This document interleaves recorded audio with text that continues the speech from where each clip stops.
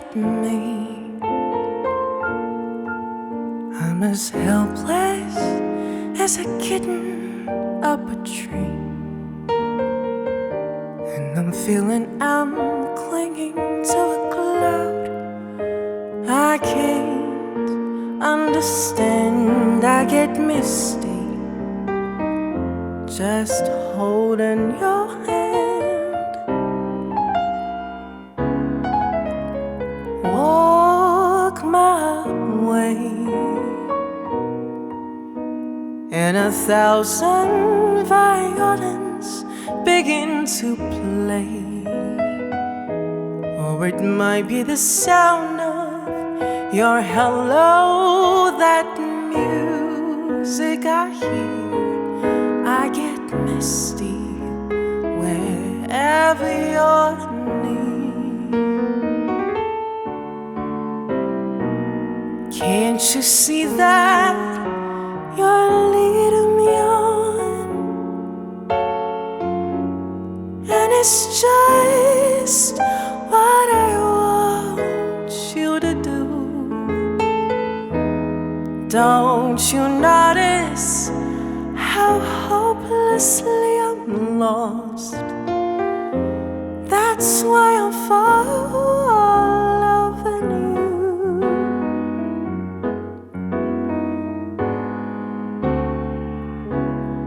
On my own,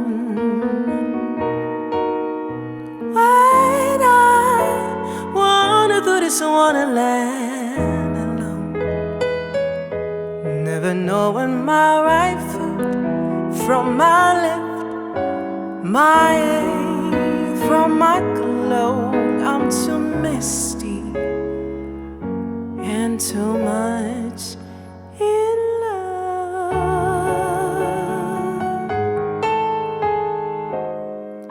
too misty and too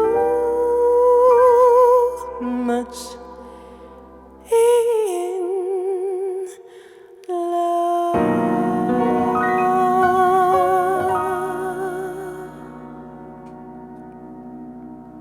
Hi, намайг Ариу гэдэг. Тэгээд би дуулах туртай. Дуучин, гоё дуучин болохыг одоо хүртэл хүсэж мөрөөдөж явж байгаа нэг артист хүн байна. Тэгээд амар гэгэл хөвгтэйсэн. Би ингээд туслан маслан дээрээ мод тврээд ингээд модтой ярьж мэрдэг заяа. Нэг тийм зөөлхөн. Би одоо бодохоор юм зөөлхөн хөвгтэйсэн гэдгээ айгуу сайн санаад өгдөө. Тэгэхээр одоо ч гэсэн би яг уу амьдралын хатуу утуу хэцүү байна. Том болох муухай байна. Гэтээ би чадхаараа зөөлхөн энэ хорвоог тулахыг хүсдэг. Тэгэл яг өрөөндөө дуулаад ингээд микрофон шиг ингээд гараараа ингээд бариад дуулаад бүжиглээд ингээд дандаа яг тийм байдалтай. Гэтээ ганцаараа байх та зөвхөн. Энэ яг нэг юм миний өөрийн гэсэн юм миний өөртөө л байгаа нэг юм гоё надад гоё санагдуулдаг юм мөрөөдлөөс юм шиг байгаа төсөөлөл. Ах эгчнэр бүгдээ юм том. Тэгээд би ганцаараа юу нэг айлын ганц өвчөг. Тэгээд аавж хоёлаа ажилдаа явчихдаг. Тэгэл би дандаа нэг юм ганцаараа ингээл гэртээ өрөөндөө ингээл байждаг. Яг өөрийгөө ингэж нөгөө саатуулах юм а дандаа өөрөө олдог. Тэгэхээр нэг өөрийгөө илэрхийлэх юм дандаа нэг юм ганцаарцсан юм одоо дотгошоо зүгээр нэг өрөөний юм хавчигдмал байдалтай байдаг гэсэн болохоор тэр ч юм уу. Тэгээд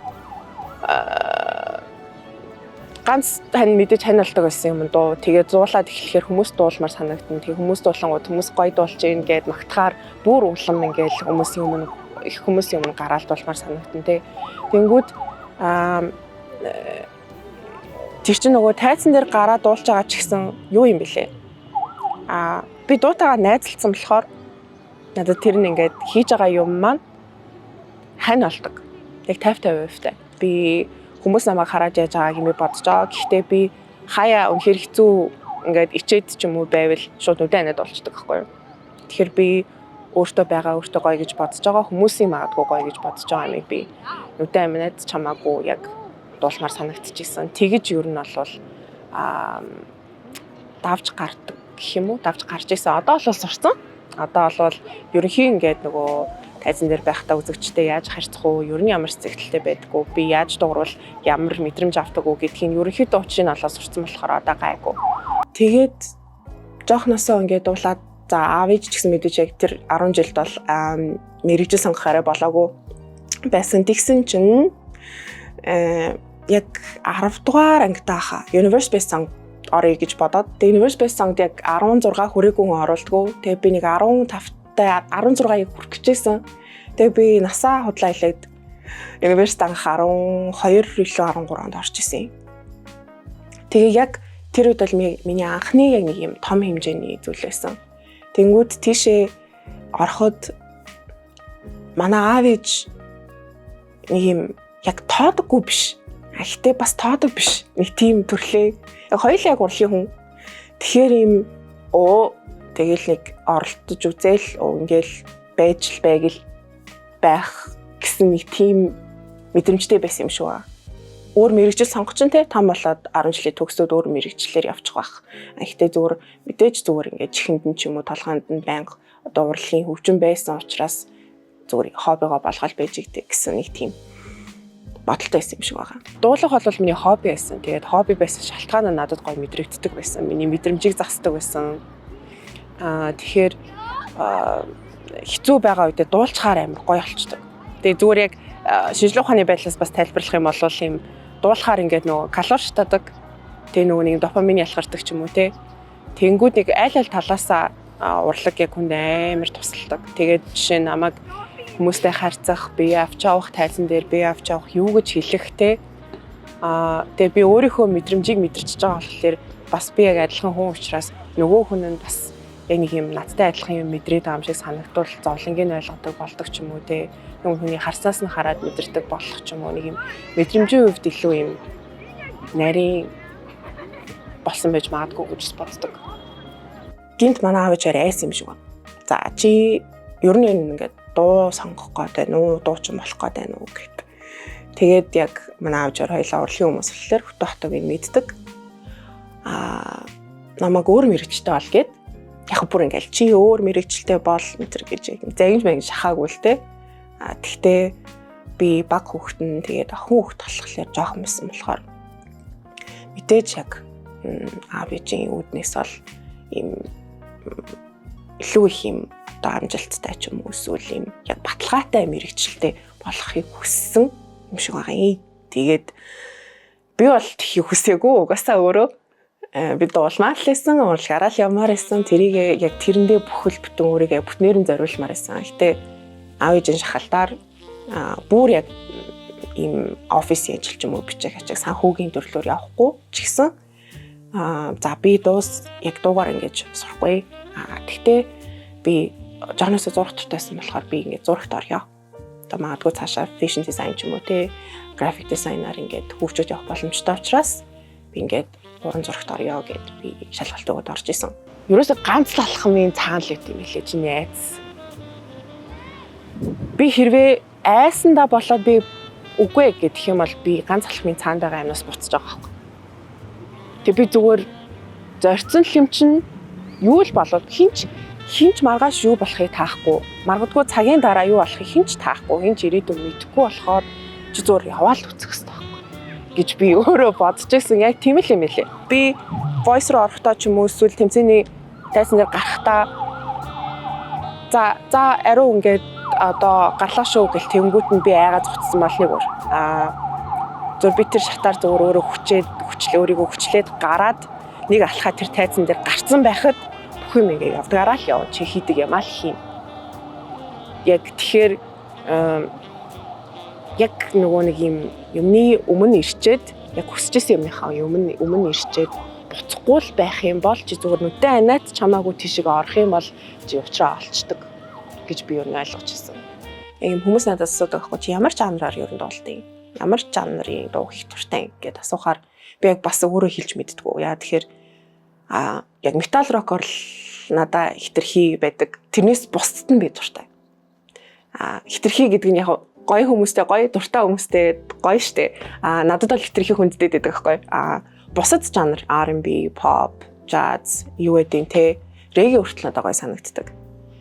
Тэгэхээр би бас боддоггүй яг ийм олон юм дундаас яагаад бас нэрээ нэгийг сонгож болдгоо юм болоо гэж бодсон чинь регги дуунууд гоё ихтэй бүгдээрээ гоё биш. Ихтэй гоё дуунууд нь гоё. Тэг яагаад гоё байгааг нь би өөртөө наалдуулж сонгож олох хэрэгтэй юм шиг байгаа юм. Жишээ нь R&B дуунууд бас бүгдээрээ гоё биш. Надад таалагдчихж байгаа нь бас хитгэн байгаа штэ. Тэнгүүд яг нэг төрлөөр ингээд яг тэдрийг ингээд багтаагаад үзэхээр яг юм мэдрэмж тулж байгаа, гоё мэдрэмж төрүүлж байгаа, өгүүлж байгаа юм гоё аялалгуутай, айгу нас урттай гэж ярих юм уу? Нас урттай дуунууд надад гоё санагдт юм билээ. Хүнд гоё мэдрэмж төрүүлдэг. Эсвэл юм бодож гоё хийсэн дуунууд, эсвэл нэг юм эзгэн таарсан үед зохиогдсон дуунууд ч юм уу те. Яг тийм түүхтэй гоё, ер нь л нэг юм хүний сэтгэл мэдрэмж гоныг зовлон жаргал юу гэдэг юм бүгдийг нь юм харуулсан тийм дуунууд л дуртай мэлээ. Тэгэхээр жанранд бол баригдах би бол яг ямар ч боломжгүй гэдгийг мэдсэн. 17 хүрчээд яг бишээ. Тэгээд нэгдүгээр шатандаа тэнцсэн. Тэгээд нэгдүгээр шатандаа тэнцчээд хоёрдугаар шатандаа би жаз дуу сонгоод тэгээд жаз дуу сонгосон нь яг юм хамгийн анхны жаз дуу байсан. Ella Fitzgerald-ийн дуулснаар Misty гээд ийм стандарт жаз дуу байсан. Тэгээ би 16 таа гэдэг чинь аяйгуу жоохон. Тэгээд Misty нэг ийм хайр дурлалын хүнд дурлцсан ийм жоохон ийм насны явцсан юм үзсэн үнэт байхгүй юу. Тэгээд дуулаад би өөрөө амар гоё дуулж ингэж батсан хоёрдугаар шатандаа.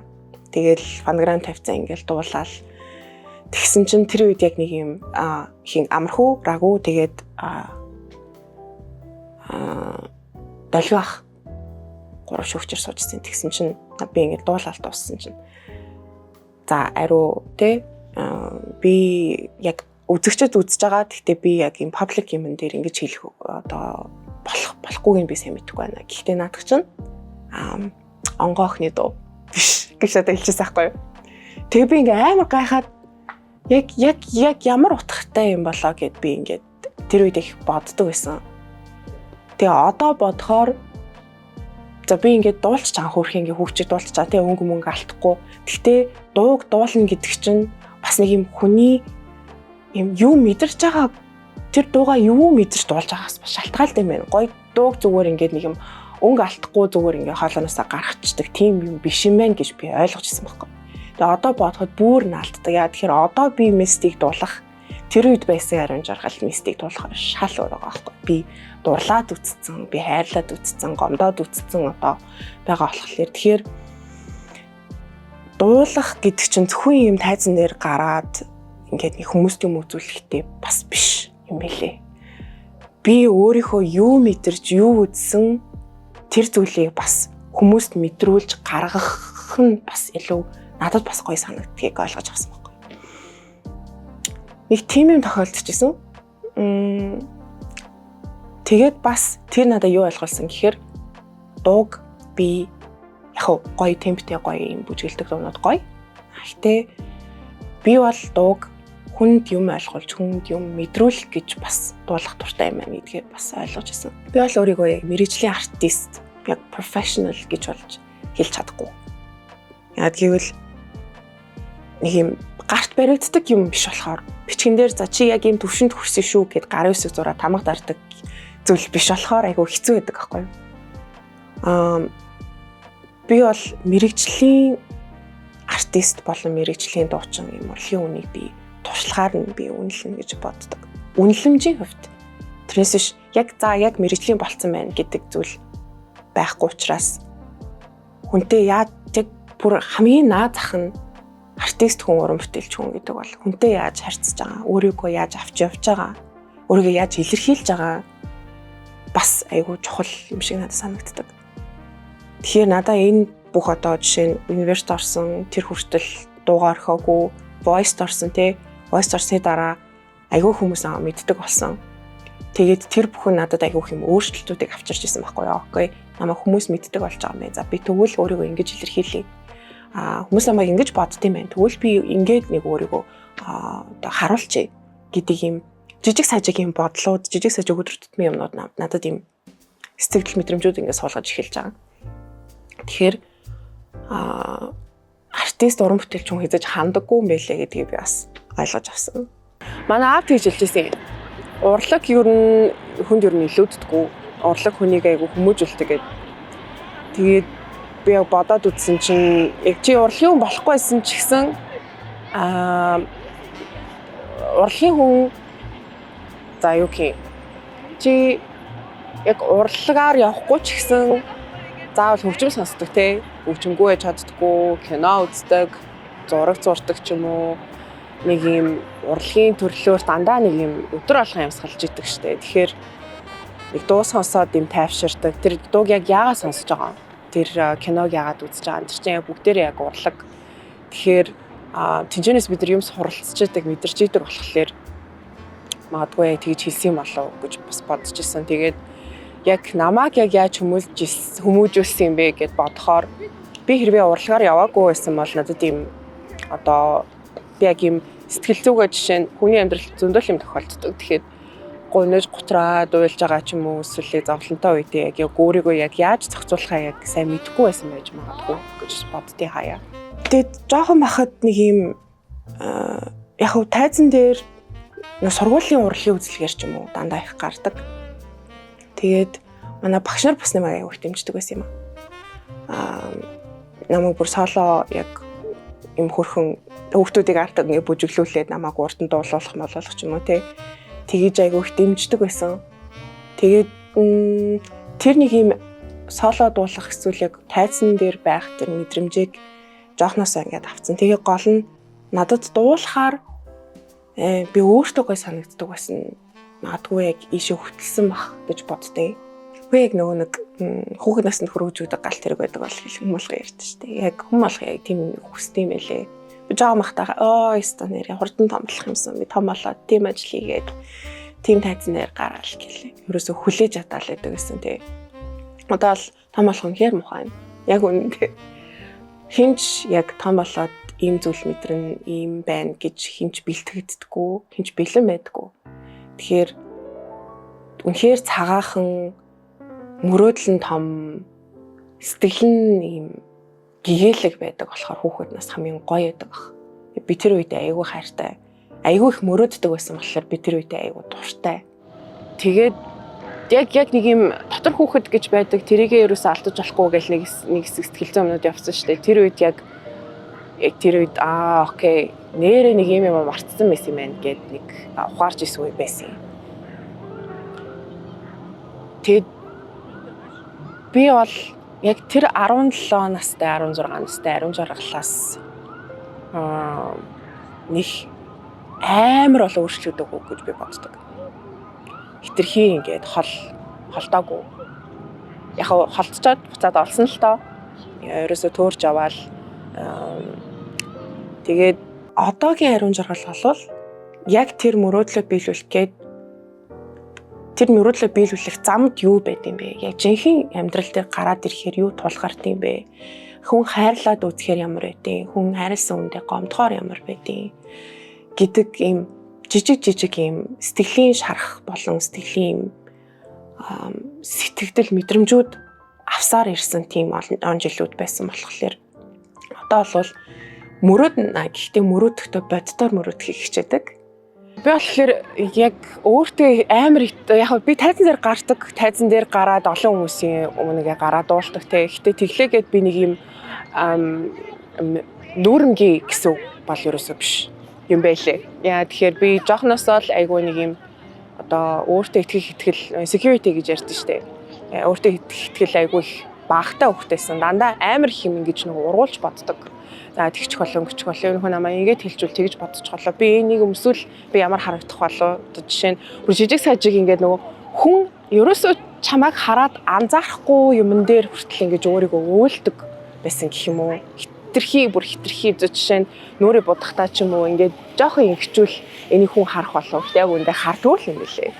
Ерөөсөө хардгүй яа чиний өөрийгөө хараад байгаа мөсгөн дээр ч юм болцсон, хамран дээр ч юм болцсон байгаа жижиг сажиг юм хүн ерөөсөө ингэж ойртож хардггүй, тоодоггүй. Чи л өөрийгөө өөлөд ит юм билээ.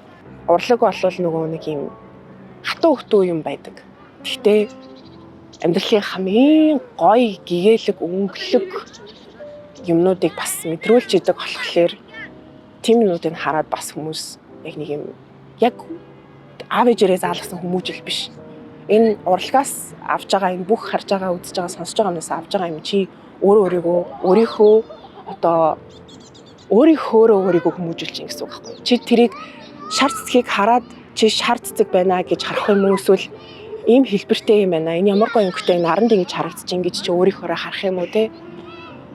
Чи яг өөрийнхөө үнцгийг яг урлаглаг байдлаар чи өөрийгөө хүмүүжүүлж идэг гэсэн үг. Тэгэхээр чи өөрийгөө бүтээж байгаа тэр нэг чамайг яг ингээд бүтээж байгаа бүх зүйл ингээ урлагтай хамаатай гэсэн үг байхгүй.